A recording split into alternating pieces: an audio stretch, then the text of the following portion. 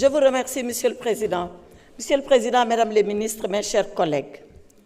Monsieur le Président, il n'est pas contesté que Farba Ngom a fait l'objet d'une fouille. Il n'est pas contesté ici qu'il a été gardé à vue à la gendarmerie nationale. Le procès verbal de garde à vue est ici dans le dossier que vous avez. Il n'est pas contesté qu'après cette garde à vue, il a fait l'objet d'un déferment devant Monsieur le procureur de la République.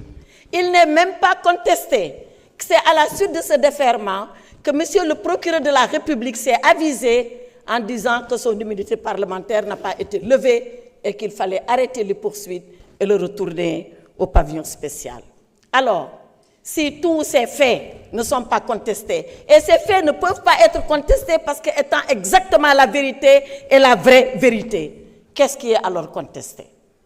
Ce qui est contesté, ce qui est contestable et ce qui est illégal, c'est la procédure qui a été engagée. Farba Ngom a fait l'objet d'une garde à vue. Je ne parle pas de ce qui lui a été reproché. Ce qui lui a été reproché, introduction d'objets prohibés, violation du secret de l'instruction, images contraires, diffusion d'images contraires aux bonnes mœurs, corruption, on y reviendra et les accusations vont s'effondrer comme châteaux de cartes ou alors comme des châteaux sur le sable. Parce que rien, absolument rien ne tient. Ce qui est par contre illégal, c'est d'avoir ouvert le téléphone de Farba Ngom sans sa présence, sans la présence de ses avocats. Ce qui est illégal, c'est de venir dire à l'opinion nationale et internationale qu'est-ce que nous avons trouvé dans les téléphones. Or, l'intimité des communications est garantie. Elle est garantie par l'article 13 de notre Constitution. Elle est garantie par le Code pénal. Elle est garantie par le Code des communications. Tout ça a été allègrement violé pour venir dire que Farba Ngom a commis des délits. Mais Farba Ngom se défendra comme il sait se défendre, comme il s'est lavé lorsqu'on l'a maintenu en détention et qu'il a prouvé par des contestations sérieuses. Mais pourquoi c'est les contestations sérieuses? On lui reproche 125 milliards. Pourtant, ils ont des cautions, et des cautions de terrain, et des cautions d'argent. Mais ce sont les contestations sérieuses qui ont été retenues contre lui. Monsieur le Président, mes chers collègues, cet après-midi, ce n'est pas Farba Ngom qui est à la barre. C'est l'Assemblée nationale qui est à la barre.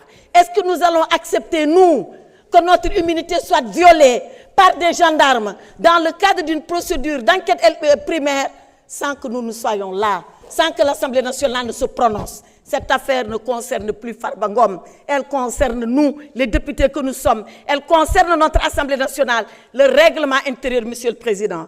Si nous laissons cette affaire passer, déchirons le règlement intérieur. Déchirons-le.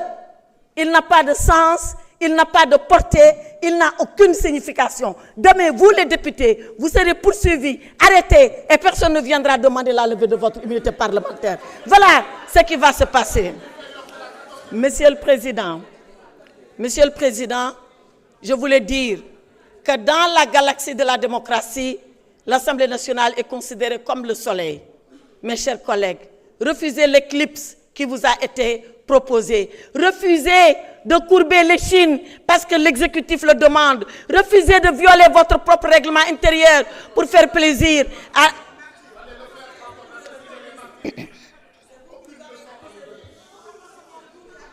S'il vous plaît.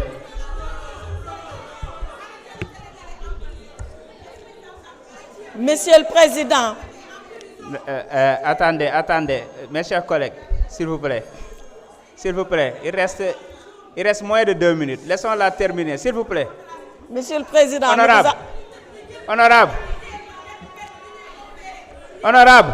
vous n'avez pas la parole. Vous n'avez pas la parole, honorable. Honorable, respectez le règlement intérieur. Vous n'avez pas la parole. Monsieur le Président, laissez-les parler. Parce que c'est dont ils sont en train de parler, Monsieur le Président. S'il vous plaît. Eux ne le savent pas, mais moi je sais. Mais je suis une femme d'État. Je ne dis pas tout ce que je sais, madame. Taisez-vous, parce qu'il est temps de vous taire. Taisez-vous, parce qu'il est temps de vous taire. Taisez-vous, madame. S'il vous plaît. Alors, Monsieur le Président, pour finir, je demande à nos honorables collègues, pour ceux-là encore qui le sont, pour ceux-là encore qui le pensent, de conserver leur dignité et de refuser aujourd'hui que l'Assemblée nationale soit couchée devant l'exécutif. Je vous remercie.